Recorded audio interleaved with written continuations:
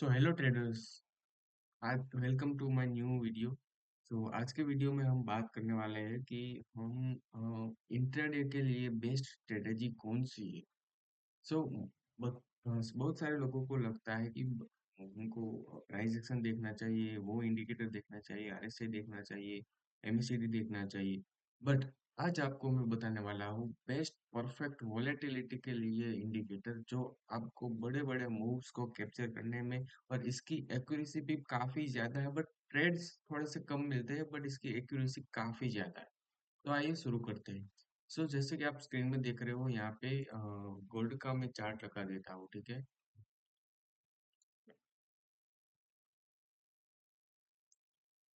और यहाँ पे गोल्ड का चार्ट मैंने लगा दिया है। और मैं इस स्ट्रेटेजी के लिए मैं यूज करने वाला हूँ बोलिंजर बैंड। ओके। जैसे कि आप यहाँ पे देख रहे हो,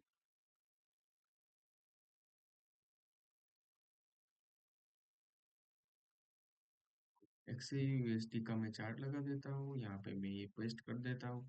जैसा कि यहाँ पे रूल्स वगैरह लिखा है, मैं टूल्स में यूज करने वाला हूँ बोलिंजर बैंड्स। ओके, तो बोलिंजर बैंड का पहले यहाँ पे इंडिकेटर लगा लेते हैं। यहाँ पे लगा दिया। और आपको टाइम फ्रेम कौन सा यूज कर रहा है, यहाँ पे क्लियरली लिखा हुआ है 5 मिनट, तो यहाँ पे 5 मिनट का टाइम फ्रेम भी यहाँ पे ऑन है। ओके। सो अभी आपको क्या करना है चाहिए, चलिए समझते हैं। रूल क्या है, whenever candle closes outside of bands। ये पहले समझ लेते हैं। यहाँ पे जो बोलिंजर बैंड है, अप ये जो रेड वाला बैंड है उसको अपर बैंड बोलते हैं, ग्रीन वाले को यहाँ पे लोअर बैंड बोलते हैं, और बीच का ये है वे सिंपल 20 मूविंग एवरेज है, ठीक है। यहाँ पे क्या लिखा है, whenever candle closes outside of band. Outside of band कैसा होता है, ये वाला यहाँ पे कैंडल यहाँ पे आउटसाइड ऑफ बैंड में यहाँ पे क्लोजिंग आई, ठीक है। तो जब भी इसके ऊपर यहाँ पे क्लोजिंग आती है, को क्या करना है, मान लो क्लोजिंग की वेट करना है। यहाँ पे ये वाली क्लोजिंग आ गई, इसका हाई पे यहाँ पे एंट्री मारनी है, लो आपका स्टॉप लॉस रहेगा। और आपको सिंपली यहाँ पे ये टूल लगा देना है रिस्क टू रिवॉर्ड वाला। और आपको 1:2, 1:3, 1:4, 1:4 तक इसमें टारगेट आ चुका है guys, ठीक है। परफेक्ट 1:4 तक यहाँ पे टारगेट आ चुका है। ये हमारा सिंपल रूल है। स्टॉप लॉस आपको कैंडल के लो पे रखना है, लॉन्ग साइड पे। और टारगेट 1:2, 1:3, 1:4। और इधर आपको स्विंग लो स्विंग, आप अगर आपको सपोर्ट रेजिस्टेंस डिमांड सप्लाई समझ में आता है तो वो भी कर सकते हो। और आपको प्रॉफिट्स को प्रोटेक्ट करना है तो ट्रेलिंग स्टॉप लॉस के लिए 3 बार लो। 3 बार लो मतलब क्या, मान लो यहाँ पे एंट्री की, तो इनिशियल स्टॉप लॉस तो ये रहने वाला है। अगर 2-3 कैंडल चल गई तो लास्ट 3 कैंडल के लो को आप स्टॉप लॉस ट्रेल करते जाओ, ठीक है। आपका प्रॉफिट यहाँ पे बच जाएगा, और आपको थोड़ा सा ज्यादा होल्ड करने में भी थोड़ा सा कॉन्फिडेंस आएगा ट्रेलिंग स्टॉप लॉस में। और एक क्या है, 9 सिंपल मूविंग एवरेज। तो 9 सिंपल मूविंग एवरेज यहाँ पे लगा दोगे ना, तो वो भी आपका यहाँ पे ट्रेड यहाँ पे कटेगा। तो मैं इसका कलर थोड़ा सा रेड कर देता हूँ, तो आप येलो कर देता हूँ ताकि आपको समझ में आए, ठीक है। चलो, अभी इसको हाइड करते हैं। अब हम इसका बैक टेस्ट करते हैं। आपको रूल समझ में आ गया होगा इसका, ऐसा है तो स्क्रीनशॉट ले लो ताकि आपको समझ में से ज्यादा आसानी है। तो हम 2-3 दिन के पहले से यहाँ पे एनालिसिस करते हैं, 19 फरवरी से करते हैं, ठीक है। रूल में क्या है कि आपको वेट करना है मार्केट में स्क्वीज होने की, ठीक है। यहाँ पे क्या हुआ, मार्केट में ये जो बोलिंजर बैंड है वो स्क्वीज हो गया, साइडवेज हो गया, ठीक है। उसके बाद क्या हुआ, यहाँ पे इसके ऊपर ब्रेकआउट आया, और ब्रेकआउट के बाद हमने एंट्री मारी तो यहाँ पे 1:2, 1:3 इजीली मिल गया। यहाँ पे भी फिर से ब्रेकआउट आया एक वाली कैंडल पे, इसके हाई पे एंट्री करनी है, इसके लो पे स्टॉप लो। यहाँ पे अच्छा सा यहाँ पे टारगेट भी आ गया, आप देख सकते हो कितना एक्यूरेट चलता है। यहाँ पे फिर से यहाँ पे ऊपर क्लोजिंग आ गई, इस क्लोजिंग के हाई पे एंट्री करेंगे, यहाँ पे लो पे स्टॉप लॉस 1:2 तो साफ साफ दिख रहा है, ठीक है। तो फिर से मार्केट यहाँ पे साइडवेज हो गया। आप 5 मिनट में भी कर सकते हो या 15 मिनट, चलो 15 मिनट में भी हम बैक टेस्ट करते हैं ताकि आपको पता चले कि ये इसमें वर्क करती है या नहीं। सी, यहाँ पे क्या हुआ था, यहाँ पे मार्केट में ये जो बैंड्स है वो फ्लैट हो गए थे, राइट। हमको फ्लैट होने की वेट करना है, फ्लैट होने के बाद एक स्ट्रॉन्ग कैंडल क्लोजिंग आनी है, स्ट्रॉन्ग कैंडल क्लोजिंग आ गई। ऐसी नहीं आनी चाहिए, ऐसी क्लोजिंग नहीं आनी चाहिए। पहली कैंडल ऐसी क्लोजिंग आनी चाहिए। इसके हाई पे हम एंट्री मारने वाले हैं और यहाँ पे इसके लो पे स्टॉप लॉस रखने वाले हैं। ठीक है, तो वो रिस्क टू रिवॉर्ड का हम यहाँ पे टूल लगा देंगे ना, तो हमको ज्यादा क्लैरिटी आएगी। तो यहाँ पे स्टॉप लॉस लगा दिया। 1:2 तो यहाँ पे मिनिमम आपको लेना ही लेना है। तो यहाँ पे अच्छे से यहाँ पे मार्केट ने क्या किया, एक दो आवर के यहाँ पे कैंडल पे इजीली टारगेट आ गया। फिर से यहाँ पे बैंड साइडवेज हो गया, आप देख सकते हो। साइडवेज जैसे होना आपको नहीं करना है, कुछ भी करना नहीं है।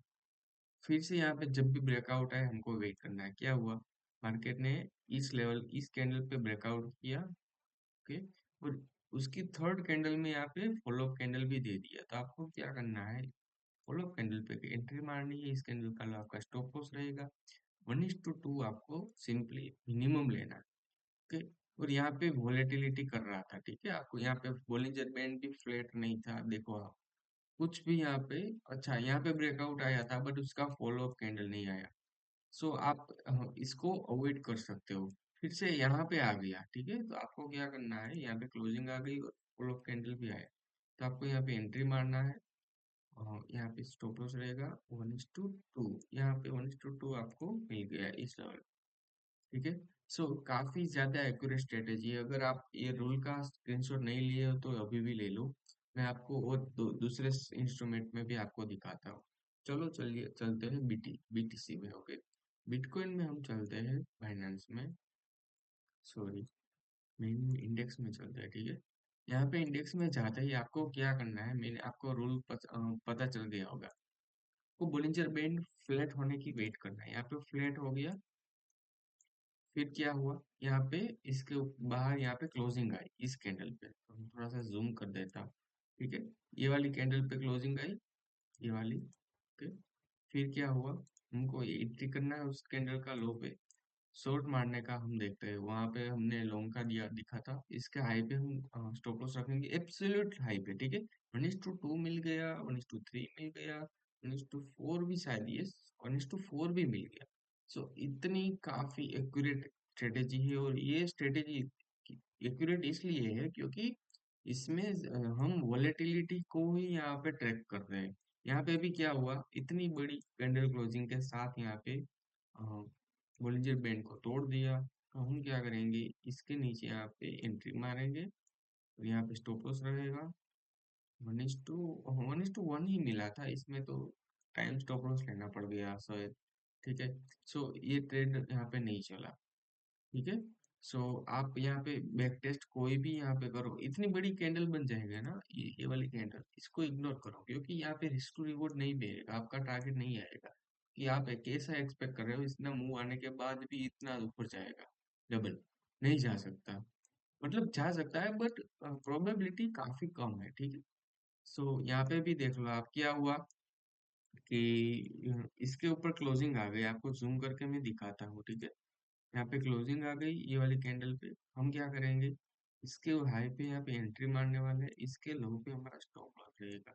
ठीक है, 1:3 1:4, ये तो काफी बड़ा ट्रेंड था। तो इस टाइम पे हमको अगर आपको पता नहीं है, हमको तो पता नहीं रहेगा, तो आपको या तो ट्रेलिंग स्टॉप लॉस लगाना पड़ेगा।